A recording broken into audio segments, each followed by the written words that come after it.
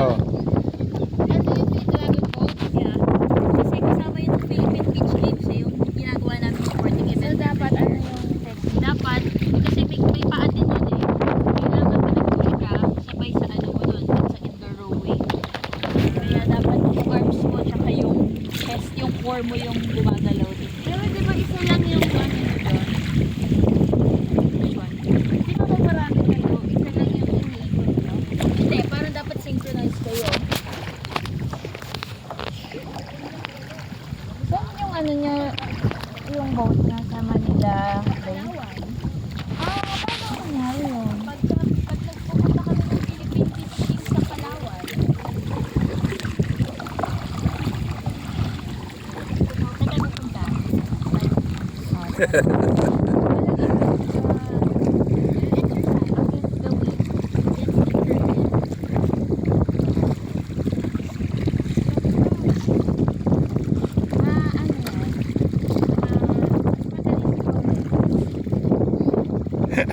Ako may sakay si Ate Angel, may sakay pa. Hindi pa nagsasagot.